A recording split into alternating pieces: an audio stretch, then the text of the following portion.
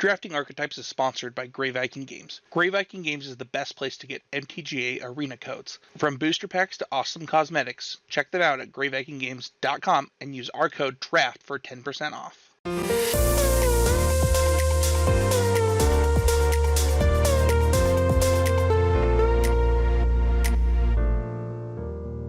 Hi everyone, this is Sam Black, and today we are going to talk about drafting Abzan in Strixhaven. For anyone who is a limited guru over on patreon.com/draftingarchetypes, if you are interested in following along with my notes as I go over this archetype and episode, feel free to pull those up. Those have been posted on Patreon. For everyone else, don't worry, I plan to talk through everything you need to know. So, heading into Abzan, some important context to know about. First, Abzan performs worse than any other wedge, according to the 17lands.com big picture data, and then considerably worse than either Silverquill or Witherbloom. So I don't think that you should set out to be my goal is to draft Abzan. I think that it's more of a place that you find yourself sometimes, and then you need to know how to cope with that when that's where the draft leads you. So the main ways that I would imagine ending up here is if, sometimes you try to draft Silverquill, you take some good Silverquill cards, you open with a closing statement or something, but it turns out other people are also taking Silverquill and it's not available. And you need to find a way to pivot. And so maybe green is a place that you pivot into because it's, a gentle pivot from one college into another college from starting with Silverquill, that opens you up to pivoting to either Lorehold or Witherbloom as your splash or whatever. So it's not hard to imagine that you start with some Silverquill cards, Silverquill's cut, green's open, and you end up pivoting into green, and then maybe trying to hold on to some of your Silverquill cards. Alternatively, could go the same way with Witherbloom. And then sometimes, in more rare occasions, maybe you have green and white cards that you think work well together. And then you're well, if I have green and white cards that work well together, I should probably expect that I'm going to want to splash some black cards too.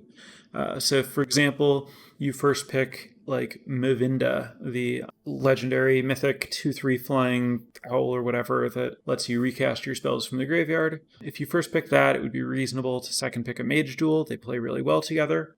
So if you start a draft with Mavinda into Mage Duel, you could try to be the Selesnya Magecraft deck that kind of exists as a fringe archetype in this format.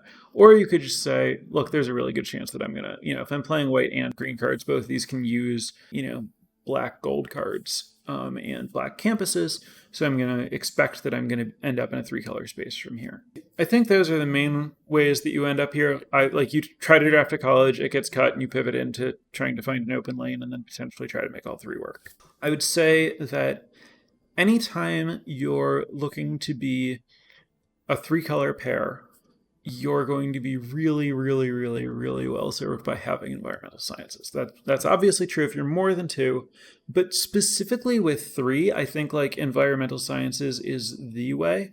People who've watched me draft a lot of the multicolored Dimir school of thought or white control school of thought type decks might have noticed that I'm comfortable going into the multicolor space before I have an environmental sciences. And when I do that, I'm always hoping to see an environmental sciences, but drafting in such a way that my deck is functional regardless of whether I see it or not. And I do that by prioritizing card selection spells and campuses and archway commons and letter of acceptance. And then if I see sciences, great. If not, things still work out.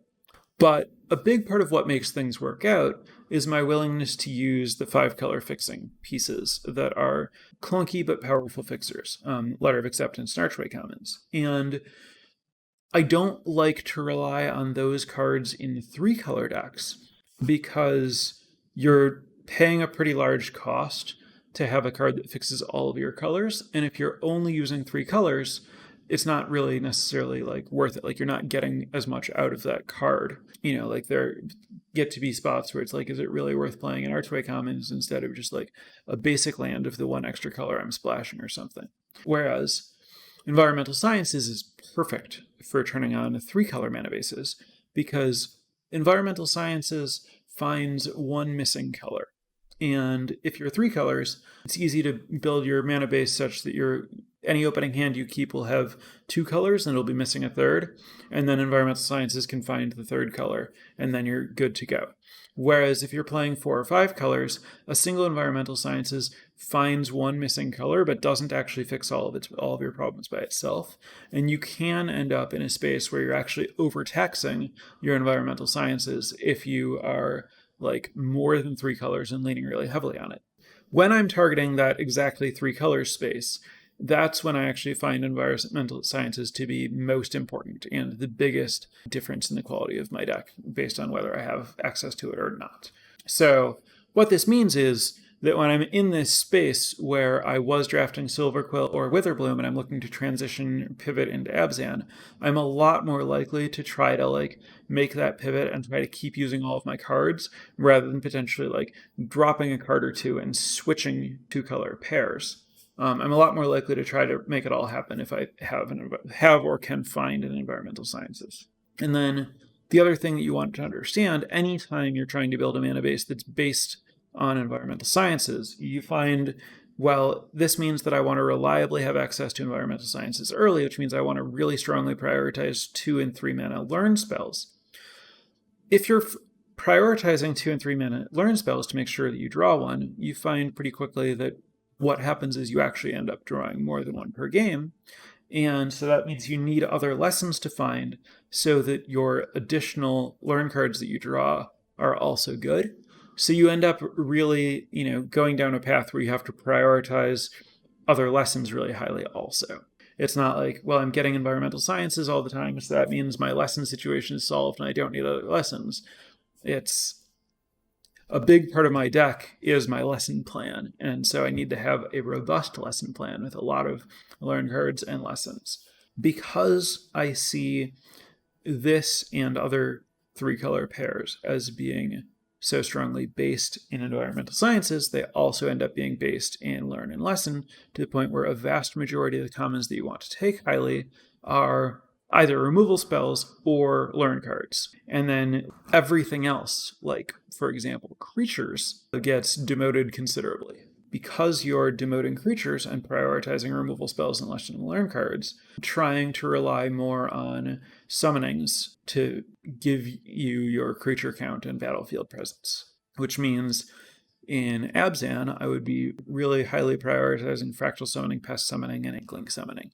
All of those fill slightly different roles. All of them do really good things for the deck. So I would want to make sure that I have as many of those available to me as possible. That includes multiple of the same one or different ones. I really just want a lot of summon lessons. I also, while we're on the subject of lessons, I absolutely love anytime you have access to anything that makes a pest. I absolutely love Necrotic Fumes. And among the commons, I think the most notably exceptional lesson for Abzan, to my mind, is actually Intro to Prophecy. Expanded Anatomy is the big show in the white aggro decks. But in Abzan, I like Intro to Prophecy because I think that it just plays really well in kind of the mid-range space where often you're learning early and you don't really know what lesson you're going to want first. And this gives you a lot of flexibility to look at cards and choose what you want based on the texture of the game at the point when you get around to casting it. And it also functions as a backup Environmental Sciences if you don't have Environmental Sciences and need to dig for your missing color. It's just good general purpose. And the fact that as a mid-range deck, you're a little bit more on the battlefield. I'm counting removal spells as playing to the battlefield.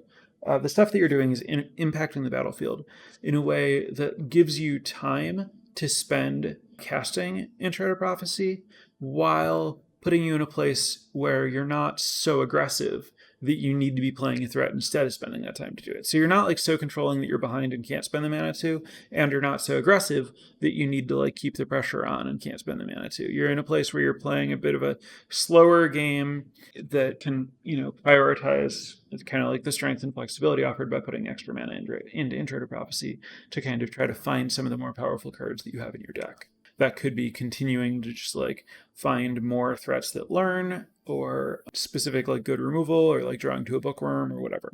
And then, obviously all the lessons are good. Intro to Prophecy, I think, is exceptional in this particular deck.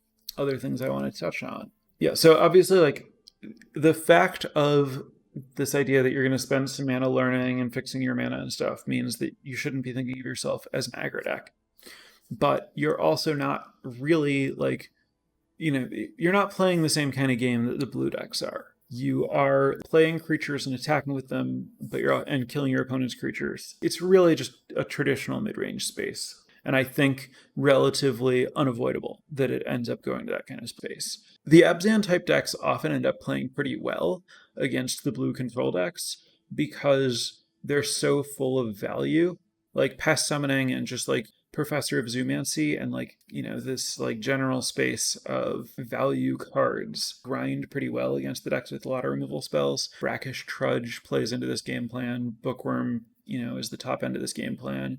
But like Professor of Symbology is a really good way to get ahead against the people who are trying to 1-for-1 with you. Abzan like has all of this stuff. So you're kind of more like grindy on the battlefield card advantage. That's where you should expect to fall, is in the mid-range space in basically every Abzan deck. Unless you're basically just like Silver Quill splashing a couple of green cards. You can be, oh, I'm Silver Quill, but I have like a Mage Duel and a Professor of Zoomancy, and I have like a couple of campuses and ideally an environmental sciences, and I'm mostly playing like a Silver Quill deck still. I wouldn't really consider that Abzan. I think Abzan is more about this like mid-range value space. So in looking at which cards have succeeded on 17 lands across all of the Abzan decks that people have played, one thing that really stood out to me is that cards that require white mana early underperform in this archetype. It looks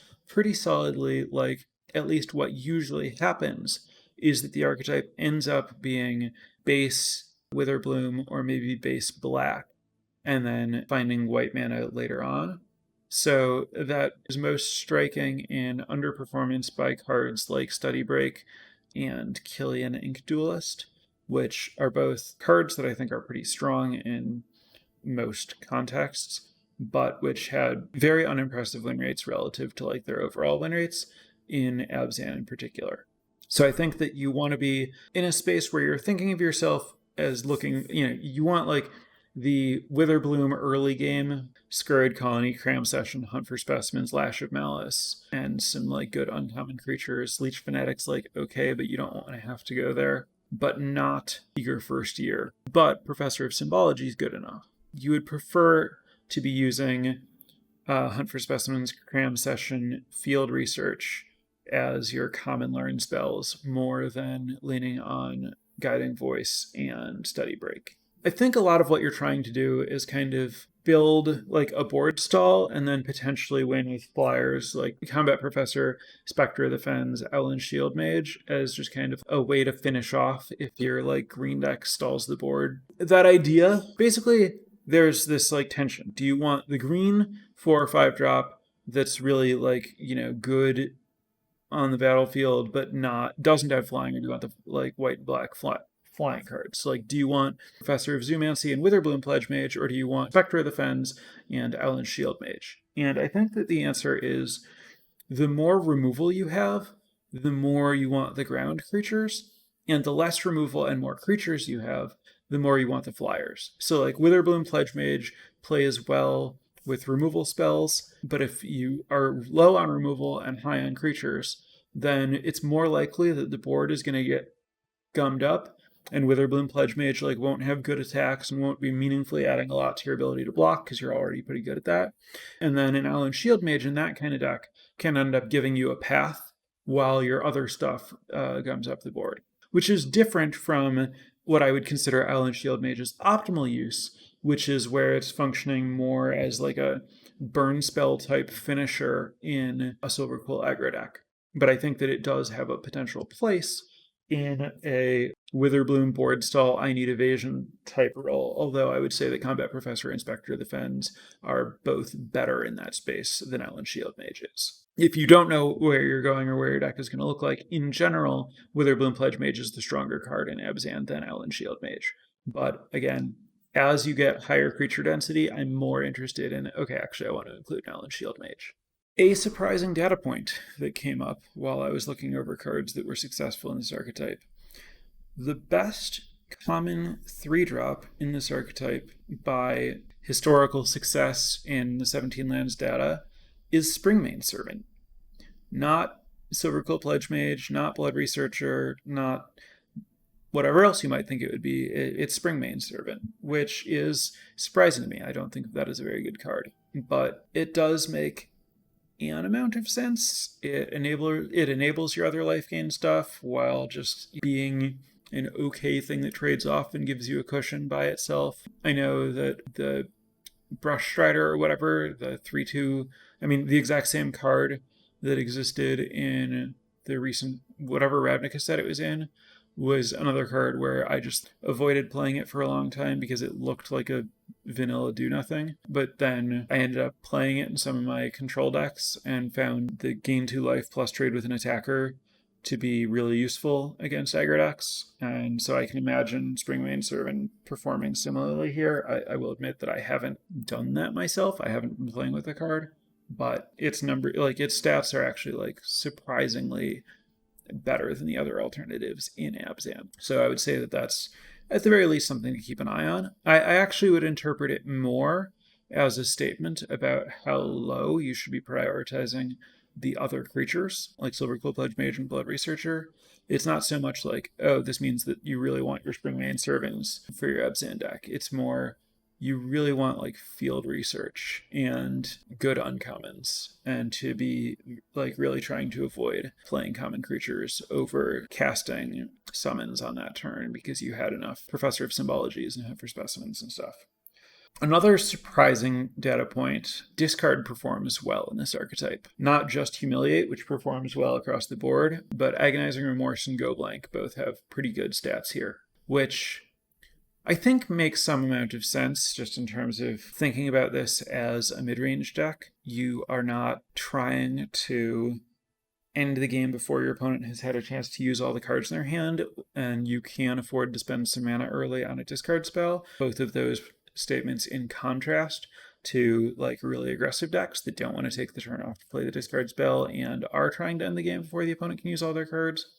And you're also, not necessarily playing as long a game as the control decks. More of the game is played with the cards in opening hands, such that taking the best card in their opening hand is more likely to be the best card they see over the course of the game than if you play a longer game like the blue decks do that give your opponent plenty of time to draw their bomb after you've seen their hand. So it kind of makes sense. We see this in Constructed, that mid-range decks generally play more discard than pure control decks or pure aggro decks. And so that trend from Constructed follows into this archetype, where even though discard spells in the format overall don't perform very well, in this mid-range deck they are actually still good.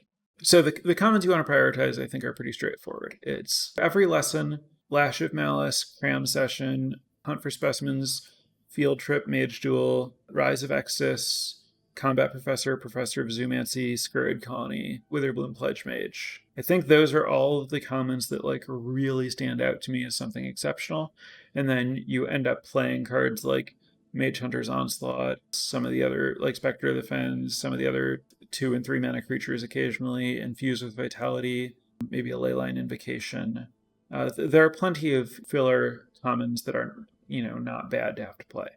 But you're prioritizing removal spells, learn cards, and a couple of great creatures.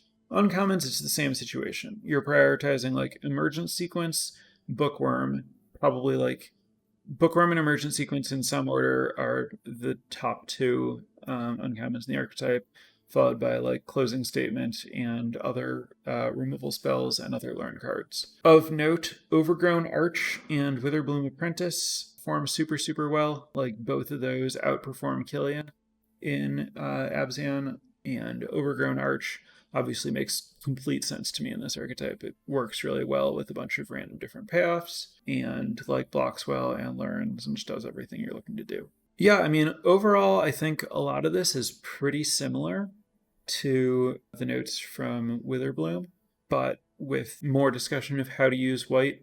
You basically, you can't maximize the white control cards very well. It's fine to use an Expel in this archetype or whatever. If you end up heavy white, you can use Pilgrim of the Ages, but it's not natural to end up heavy white because so much of the white stuff is like early aggressive cards that you don't really take advantage of well. You're playing an attrition game, not a tempo game, in a way that makes it hard to maximize study break. You have like creatures that are naturally big, which makes Guiding Voice not great.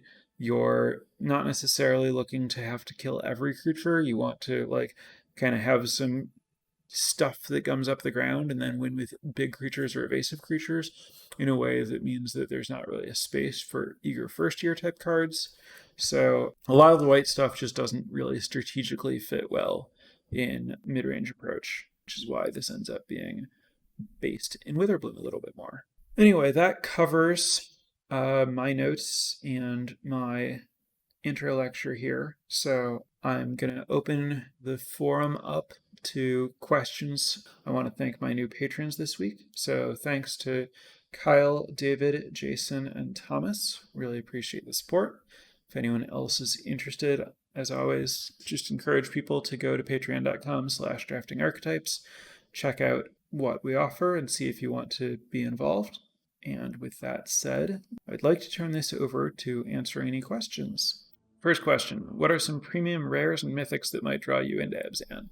So immediately before recording this, I actually just did a draft where I started with Blot Out the Sky, and then Silver Quill wasn't open. I ended up starting by pivoting into Abzan, and then things got a little crazy, and I pivoted into 5-color. But it certainly could have been a draft that ended up Abzan. Blot Out the Sky is a great example of the kind of card that's going to put you into Silver Quill in a way that you're not going to be willing to let go of, but that doesn't guarantee that Silver Quill will be open, which can lead to this space pretty easily. There's also, cards that are powerful enough in any one of the colors that you really don't want to let go of it, like Sparring Regimen, Gnarled Professor, Poet's Quill, Sedgemoor Witch, the Black-Green Dean. Those are cards that are pretty likely to make me want to play them regardless of how the draft goes, but won't guarantee if I take them early that they're going to be in open colors. Since I said that it's not like, oh, I'm going to take,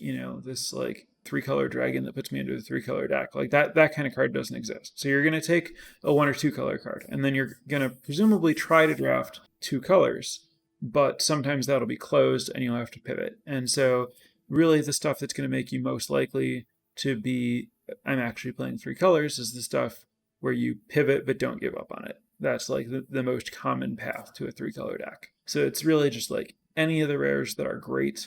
Shattered Silver Quill would be another example of the kind of thing where like once you have it, you're going to hold on for dear life, but you might have to add a color to your deck to just get to playables based on your seed, how open your seed is. Next question, how well do pump spells work in Abzan versus Silver Quill?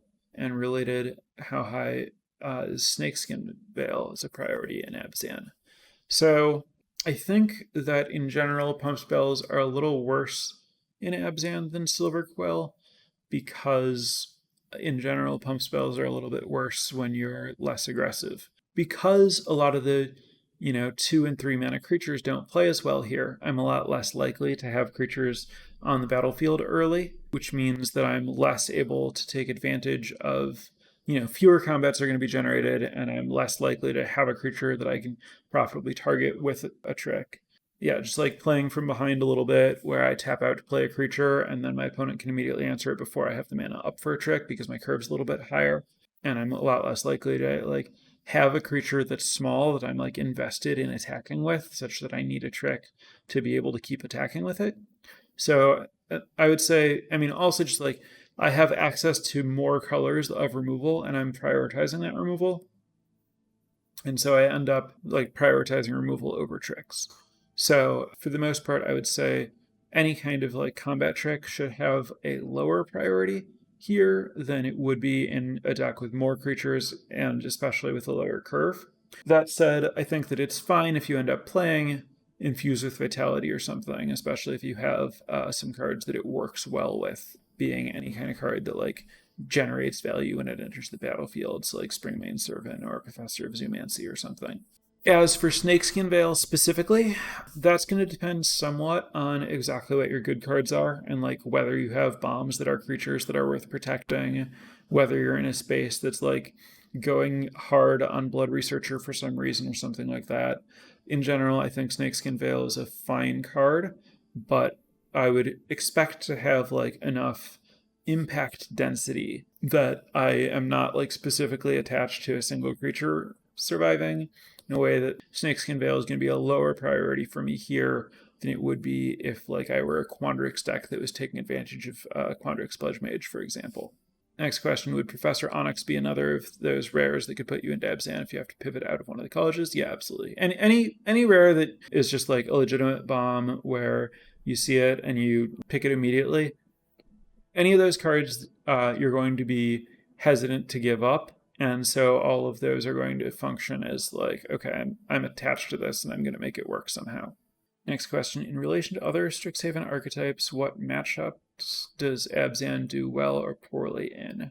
So this is not a question that I'm going to have enough data on to speak with confidence or authority about, but hypothetically, just from a theory standpoint about like what it's generally structurally good and bad against, I've found that Abzan plays pretty well against the control decks, especially the decks that are just like trying to 1-for-1 over and over, because of both the ability to like go wide and generate extra threats for a single card, largely from Pest Summoning and Professor of Zeomancy, but also somewhat from, as I mentioned, the like just the uncommon and rares that give you a body and learn, and also Bookworm.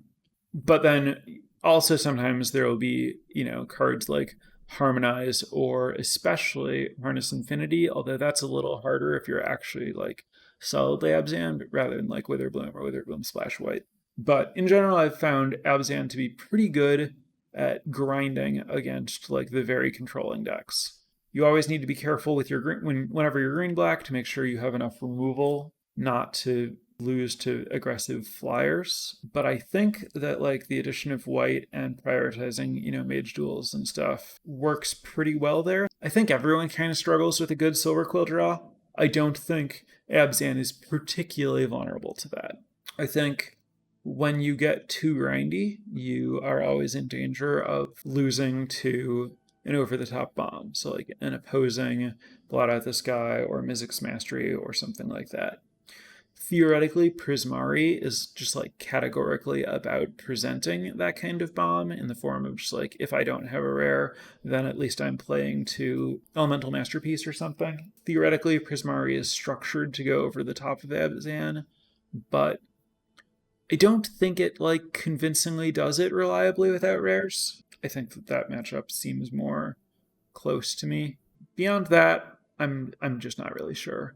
Matchups are really hard to discuss and limited because they often end up coming down to specific cards a lot, especially like what are the good rares in these decks. All right. Next question is, does Crushing Disappointment fit in?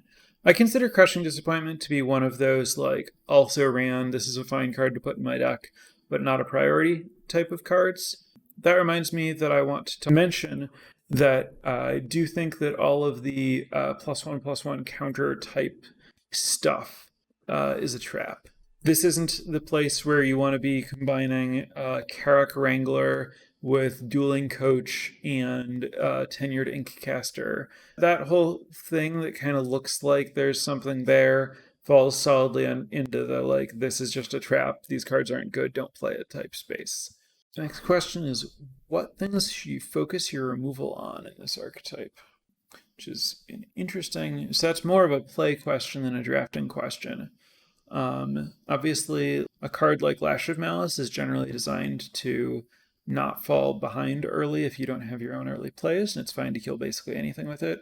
Mage Duel is another card that I think of as kind of just like a tempo type play. Like often if I can kill something with this, I'm reasonably likely to. Whereas, your bigger removal is stuff that you can afford to be a little bit more selective about. For the most part, by the time I have enough mana to cast Rise of Exodus, I'm just going to kill my opponent's best thing with it because learning is productive. But at the same time, there is definitely, you want to be aware of trying to figure out, in a given matchup, who has inevitability, whether you need to be trying to use your removal spells to give you an attack versus whether you want to be holding your removal spells for a card that's actively beating you, right? Like, if you are in a board stall and you can use a removal spell to break that board stall, sometimes you want to and sometimes you don't. And a lot of that is about how urgent you think it is for your deck in the matchup to make sure that something productive is happening, versus like if you're happy with a board stall, wanting to save the removal for something that your opponent might play that would break through on their side. And that's really going to depend on like the overall curve in your deck and how many like fractal summoning type cards you have access to that you expect to make you win late games and stuff.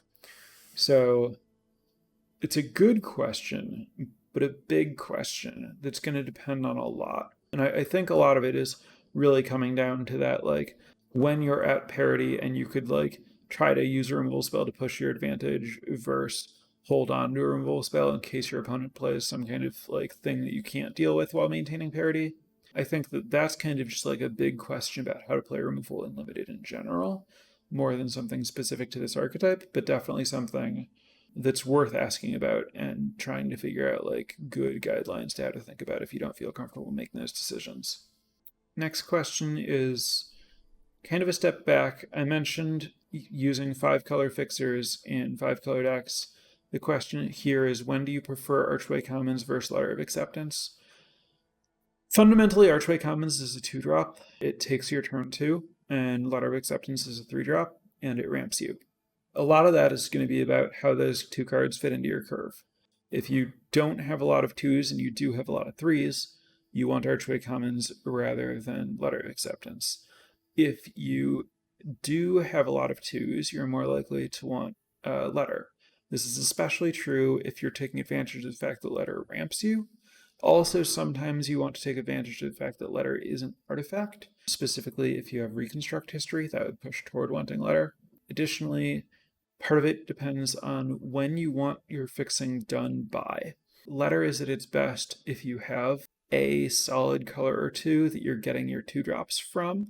So you can know that your game is going to go, I play like a swamp, and then I play some other land and a black 2-drop. And then I play Letter, and then my other colors are like 4 and 5 mana spells that I cast after I play the Letter. Whereas with Archway Commons, because you fix on turn 2 and then cast something on turn 3, if your color base is a little bit more scattered and you have like 3-drops from all over the place, that can work with Archway Commons, where you go, turn 1 I'm going to do nothing, turn 2 I'm going to play Archway Commons, and then turn 3 I'm set up to cast whatever I want.